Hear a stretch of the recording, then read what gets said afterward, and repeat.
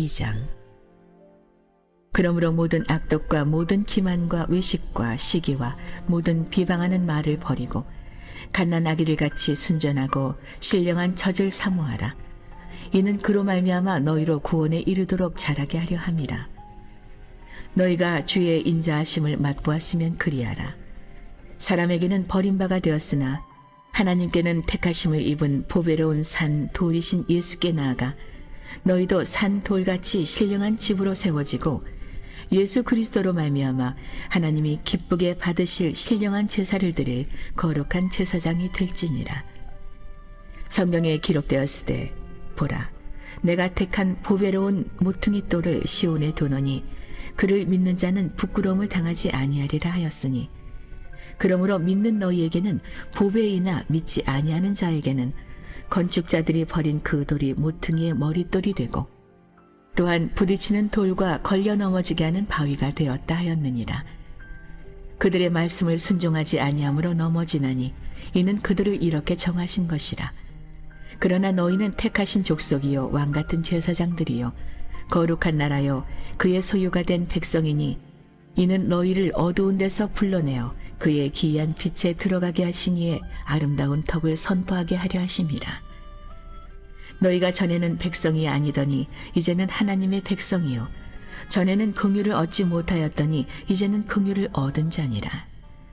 사랑하는 자들아, 거류민과 나그네 같은 너희를 권하노니 영혼을 거슬러 싸우는 육체의 정욕을 제어하라. 너희가 이방인 중에서 행실을 선하게 가져 너희를 악행한다고 비방하는 자들로 하여금 너희 선한 일을 보고 오시는 날에 하나님께 영광을 돌리게 하려 함이라. 인간의 모든 제도를 주를 위하여 순종하되 혹은 위에 있는 왕이나 혹은 그가 악행하는 자를 징벌하고 선행하는 자를 포상하기 위하여 보낸 총독에게 하라. 곧 선행으로 어리석은 사람들의 무식한 말을 막으시는 것이라. 너희는 자유가 있으나 그 자유로 악을 가리는 데 쓰지 말고 오직 하나님의 종과 같이 하라. 무엇 사람을 공경하며 형제를 사랑하며 하나님을 두려워하며 왕을 존대하라. 사환들아, 범사에 두려워함으로 주인들에게 순종하되 선하고 관용하는 자들에게만 아니라 또한 까다로운 자들에게도 그리하라. 부당하게 고난을 받아도 하나님을 생각함으로 슬픔을 참으면 이는 아름다우나 죄가 있어 매를 맞고 참으면 무슨 칭찬이 있으리요. 그러나 선을 행함으로 고난을 받고 참으면 이는 하나님 앞에 아름다우니라. 이를 위하여 너희가 부르심을 받았으니 그리스도도 너희를 위하여 고난을 받으사 너희에게 본을 끼쳐 그 자취를 따라오게 하려 하셨느니라. 그는 죄를 범하지 아니하시고 그 입에 거짓도 없으시며 욕을 당하시되 맞대어 욕하지 아니하시고 고난을 당하시되 위협하지 아니하시고 오직 공의로 심판하시는 이에게 부탁하시며 친히 나무에 달려 그 몸으로 우리 죄를 담당하셨으니 이는 우리로 죄에 대하여 죽고 의에 대하여 살게 하려 하심이라. 그가 채찍에 맞음으로 너희는 나음을 얻었나니 너희가 전에는 양과 같이 길을 잃었더니 이제는 너희 영혼의 목자와 감독 되신 이에게 돌아왔느니라. 오늘도 이런 새벽 미명 기도와 말씀으로 한날의 첫 삶을 시작하는 여러분 모두를 주님의 이름으로 축복하고 환영합니다. 오늘 이 베드로전서 2장 말씀인데 참 놀라운 말씀이 이것에 담겨 있는 것을 보게 돼요. 우리가 다 묵상할 수는 없고 몇 가지만 이렇게 함께 묵상하며 은혜 받고 나가길 원합니다. 하나는 신령한 젖을 사모하라는 거예요. 뭐를 사모하라고요? 신령한 젖을 사모하라. 우리가 인생을 살면서 우리 마음 안에 갈망이 있죠. 이런저런 많은 갈망들을 가지고 살아가는데 그 갈망 중에 우리 성도가 품어야 하는 갈망 그 중에 하나는 신령한 젖을 사모하라는 거예요. 자, 오늘 여러분 그 내용이 1절에서 2절에 나와요. 1절로 2절 함께 읽어봅니다. 그러므로 모든 악독과 모든 기만과 외식과 시기와 모든 비방하는 말을 버리고 갓난아기들 같이 순전하고 신령한 젖을 사모하라. 이는 그로 말미암아 너희로 구원에 이르도록 자라게 하려 하심이라. 아멘. 이 2장을 시작하면서 그러므로 therefore 이렇게 시작하죠. 그 얘기는 뭐예요? 결론이라는 거예요. 결론.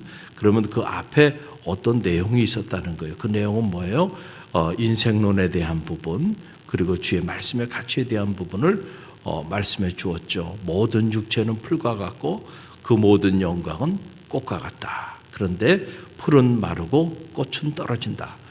그러나 오직 주의 말씀은 영원토록 세세토록 떨어지지 않아요.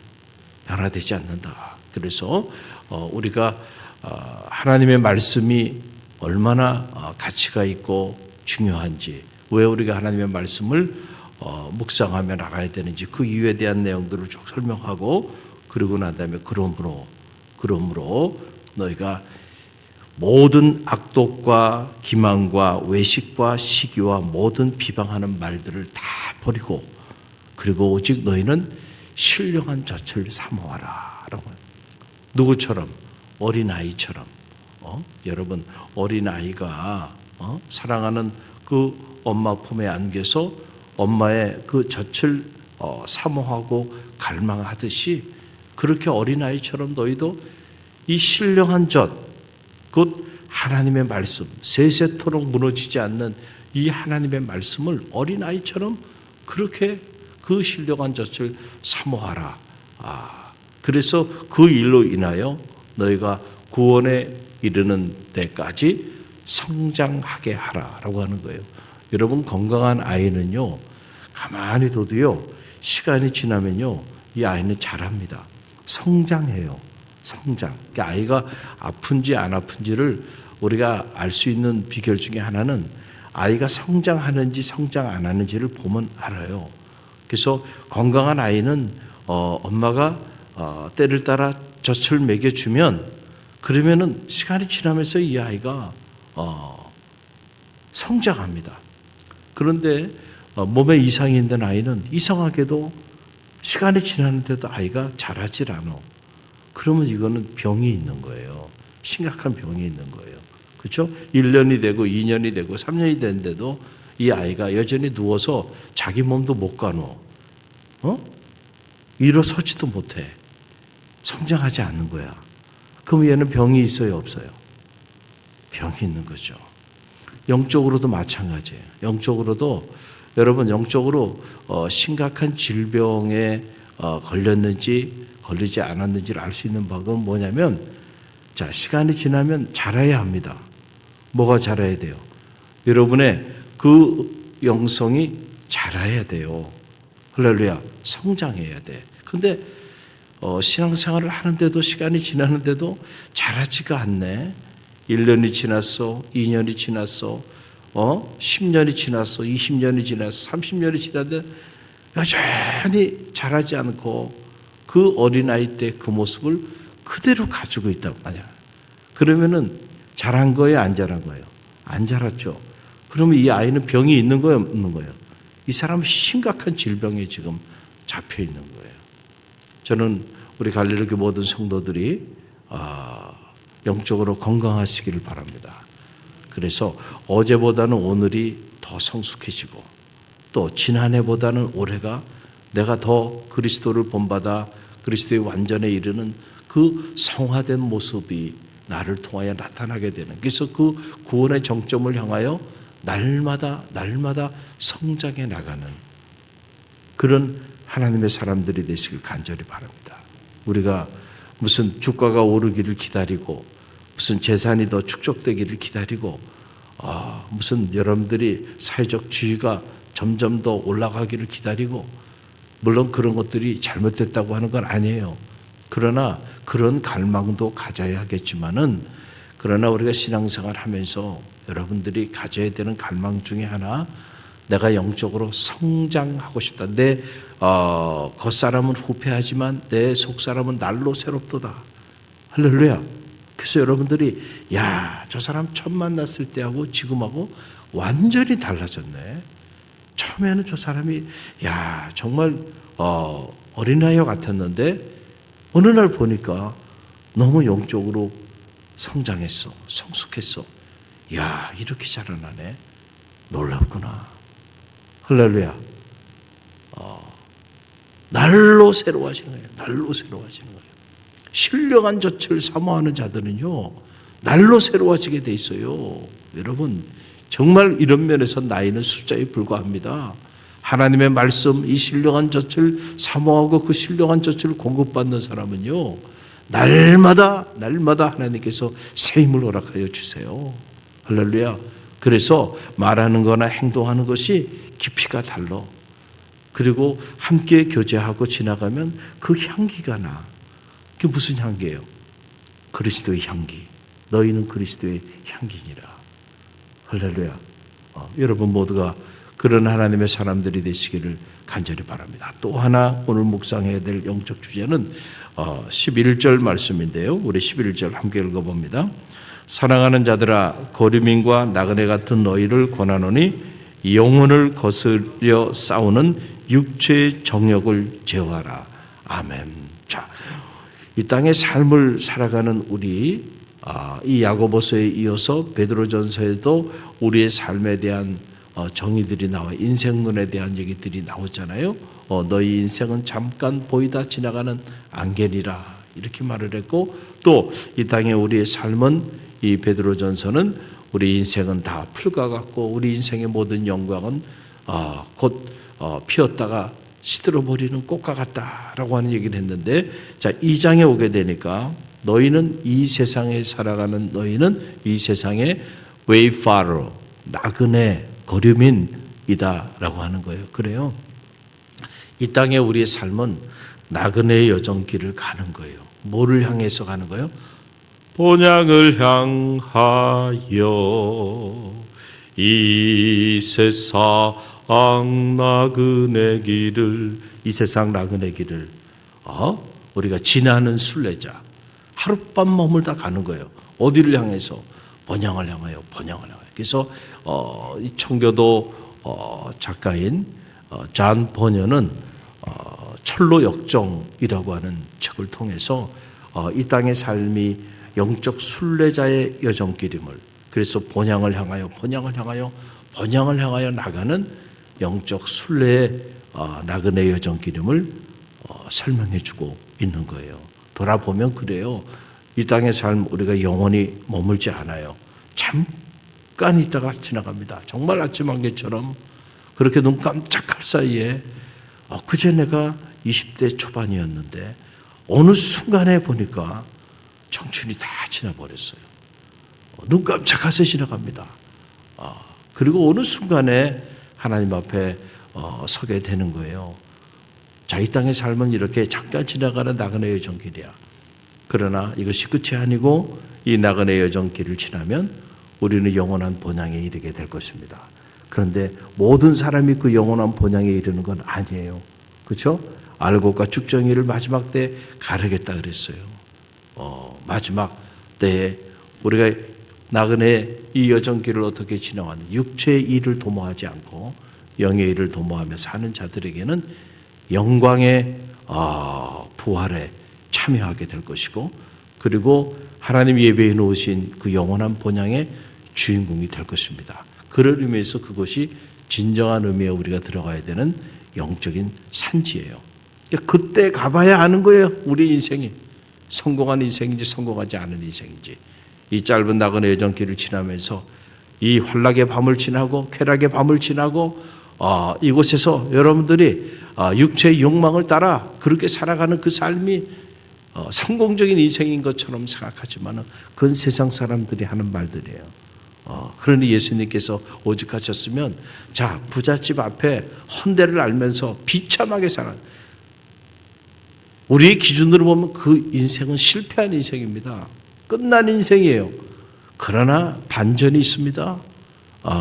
마지막 때에 날마다 호의호식하면서 부자로 떵떵거리면서 그리고 살았던 그 부자는, 자, 마지막 인생의 끝자락에 하루살이 같은 인생인데 그 마지막 끝자락에서 그는 죽고 싶어도 죽지 못하는 영원한 고통의 스월에 들어가서 말이죠. 타는 목마름으로 고통 가운데 자리하지만은, 그러나 그 집 앞에 거지로 헌대를 알면서 완전히 버려진 인생처럼 버러지처럼 살았던 그 사람은 아브라함의 품에 안겨서 영광에 이르게 되잖아요. 여러분, 이 짧은 나그네 여정길에서 여러분들이 무엇이 하나님이 여러분에게 주신 최고의 축복인지를 깨달아야 돼요. 그래서 오늘 말씀 보세요. 영혼을 거슬려 싸우는 육체의 정욕을 제어하라는 거예요. 영혼을 거슬려 싸워. 이게 무슨 말이에요? 우리가 영에 속한 자로 그렇게 살고자 몸부림치는데 그걸 그렇게 살지 못하도록 끊임없이 우리를 공격하고 우리를 끌어내리는 것은 육체의 정욕입니다. 그래서 너희가 이 영혼을 거스려 싸우는 이 육체의 정욕을 어떻게 하라는 거예요? 제어하라는 거예요. 컨트롤하라는 거예요. 어제도 우리 2단계 경건에 이르는 길 훈련을 했어요. 저녁 늦게까지 낮에는 일을 하고 그리고는 그 저녁에 아이들까지 다 데리고 와가지고 그렇게 훈련받는 모습을 보니까 한편으로는 마음에 안쓰러운 마음이 드는 게 사실이에요. 얼마나 힘들까. 그러나 또 한편으로는 그래, 이런 훈련의 과정을 통해서 우리가 영혼을 거스리는 육체의 정욕을 제어하는 거지. 할렐루야. 그렇기 때문에 싸워야 되는 거야. 몸부림쳐야 되는 거야. 그러니까 막 목숨을 걸고 그렇게 나가야 하는 거야. 아마 여기 오신 분들 한 4시간 정도밖에 못 잤을 거예요. 죽을 것 같죠. 죽을 것 같아. 안 죽어요. 여러분 새벽기도 하다가 죽으면요 순교하는 거야. 근데 새벽기도 하다가 안 죽습니다. 걱정하지 마세요. 할렐루야. 다른 일 하다가 죽어. 다른 일 하다가 하나님께 나오다가 죽지 않아요. 걱정할 필요 없어요. 할렐루야. 그리고 훈련하는 모습을 보니까 제가 기대했던 거 이상으로 숙제도 잘하고 한 사람도 빠지지 않고 참여해서 훈련받는 모습을 보면서 갈릴리 교회 희망이 있고요. 여러분이 신앙생활하면서 한번 이렇게 육체의 정욕을 제어하기 위하여 몸부림치는 이런 영적인 훈련의 과정을 경험하는 것은 여러분의 인생에 큰 유익이 됨을 믿으시길 바랍니다. 자, 또 하나 우리가 묵상해야 될 말씀은 19절에서 21절의 말씀이에요. 함께 읽어봅니다. 부당하게 고난을 받아도 하나님을 생각함으로 슬픔을 참으면 이는 아름다우나 죄가 있어 매를 맞고 참으면 무슨 칭찬이 있으리요. 그러나 선을 행함으로 고난을 받고 참으면 이는 하나님 앞에 아름다우니라. 이를 위하여 너희가 부르심을 받았으니 그리스도도 너희를 위하여 고난을 받으사 너희에게 본을 끼쳐 그 자체를 따라오게 하려 하셨느니라. 아멘. 고난이에요, 고난. 자, 우리가 신앙생활 하다 보면은 우리 마음에 어떤 생각이 드냐면은 이제부터는 꽃길만 가야지. 그리고 또 꽃길만 가게 해달라고 기도하기도 해요. 그러나 엄밀히 말씀드리면 우리가 믿음의 길을 걸어가기 시작하면 그때부터 우리가 짊어져야 되는 그 고난이 우리의 삶에 자리하게 됩니다. 그 예수 그리스도께서 그 본을 끼쳐서 우리에게 보여주셨다. 자, 주님이 십자가를 지시고 그 십자가의 고난을 짊어지시고 부활의 영광에 이르렀어요. 자, 우리에게 그걸 보여준 거예요. 근데 우리는 우리가 당하는 그 고난이 고난으로 끝나는 것이 아니고 그 고난 때문에 우리 인생이 무너지는 게 아니고 그 고난 때문에 우리 가정이 불행한 가정으로 무너지는 게 아니고 이 고난을 통하여 반드시 부활의 영광에 이른다고 하는 것을 다 보여주신 거야. 그러니까 경기로 말하면 이미 이긴 경기를 하는 거예요. 그러니까 우리는 고난 속에서도 기뻐해. 고난 속에서도 감사해. 왜냐하면 이 고난이 나를 무너뜨리는 고난이 아니야. 이 고난이 내 가정을 또 우리 공동체를 무너뜨리는 고난이 아니고 이 고난의 어두운 밤을 뚫고 나가고 나면 반드시 부활의 영광이 자리하고 있다는 사실을 이미 주님께서 우리 가운데 다 보여주셨기 때문에 그렇다는 거예요. 그러니까 우리가 고난당할 때 하나님을 깊이 생각하라는 거예요. 할렐루야. 그리고 그 고난을 잘 극복하고 나아가는 너희가 이 고난을 위하여 부르심을 받았다라고 하는 거예요. 적어도 이 새벽에 나오신 분들은 성숙한 그리스도인들이에요. 절대로 가짜 복음에 속지 마세요. 여러분들이 예수 그리스도를 믿으면 오직 기쁨과 영광만이 있으리라고 이렇게 선포한, 그건 거짓 복음이에요. 성경 어디에 그렇게 기록되어 있습니까? 말씀을 묵상해 보면 아니죠. 오늘 말씀 보세요. 자, 그러나 선을 행함으로 고난을 받고 참으면 이는 하나님 앞에 아름답다. 자, 선을 행하다가, 복음을 전하다가, 생명을 살리는 일을 위하여 여러분들 행하다가 이런저런 어려움을 당하고 고난을 당한다고 한다면 그건 아름다운 일이라는 거예요. 그러면서 이를 위하여 너희가 부르심을 받았으니 그리스도도 너희를 위하여 고난을 받으사 너희에게 본을 끼쳐 그 자체를 따라오게 하려 하셨느니라. 너희가 이를 위하여 부르심을 받았다. 자, 거룩한 고난에 참여하기 위하여 우리가 뭐를 받았어요? 부르심을 받았다는 거예요. 그래서 로마서에 보면 로마서 8장 17절 말씀 보세요. 로마서 8장 17절 함께 읽어봅니다. 자녀이면 또한 상속자 곧 하나님의 상속자요 그리스도와 함께 한 상속자니 우리가 그와 함께 영광을 받기 위하여 고난도 함께 받아야 할지니라. 아멘. 자, 우리가 그리스도이면 다 상속자가 됐어요. 자, 예수 그리스도께서 우리 가운데 예비해 놓으신 그 은혜와 축복을 마땅히 하나님의 자녀로서 우리가 누리며 살게 되는 상속자가 됐어. 그렇다고 한다면, 상속자라고 한다면 그와 함께 영광을 받기 위하여 고난에도 참여해야 된다는 거예요. 할렐루야. 근데 우리가 거짓 복음은 뭐냐면은, 자, 이 고난에 참여하는 것은 다 가르쳐 버리고 어디에만 이르게 되는 것에 대하여 메시지를 전하는 거예요. 영광에 이르는 거, 영광에.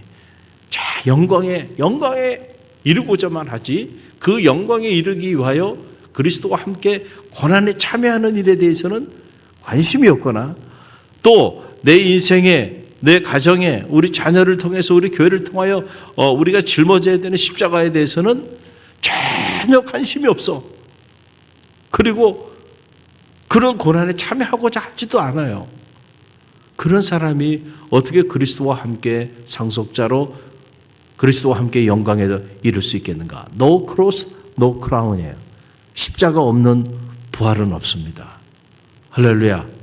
여러분, 우리가 예수 그리스도를 구주로 영접하고 하나님의 자녀로서의 이 엄청난 책임과 엄청난 지위와 엄청난 축복을 우리가 받았다고 한다면 마땅히 그에 걸맞는 우리가 짊어져야 되는 선을 위하여, 하나님의 영광을 위하여 우리가 감당해야 하는 그 고난에도 함께 참여해야죠.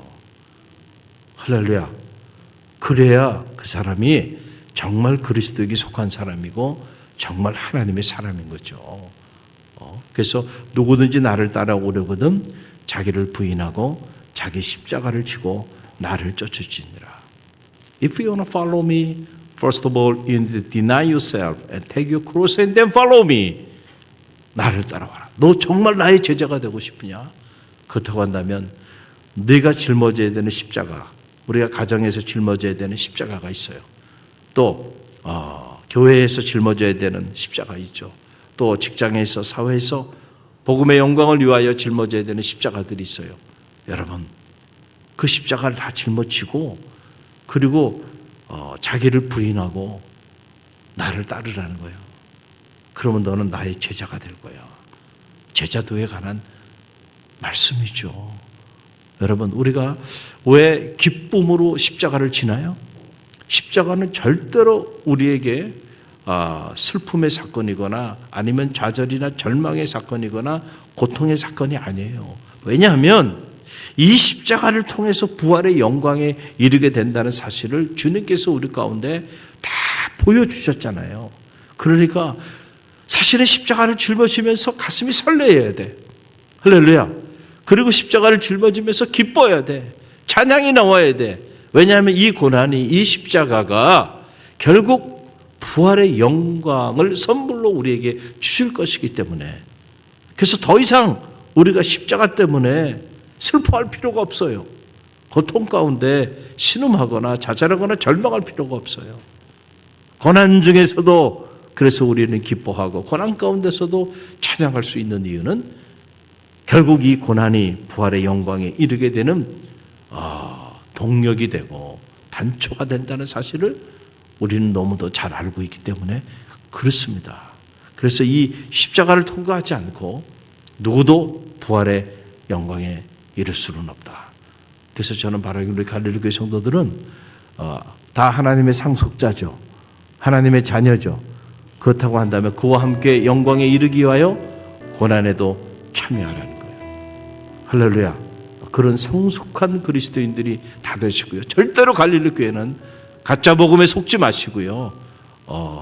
하나님의 말씀을 정확하게 묵상하고 이 말씀대로 살아갈 때 정말 실제로 이 말씀의 능력이 여러분의 삶의 자리를 통하여 나타나게 될 줄로 믿습니다.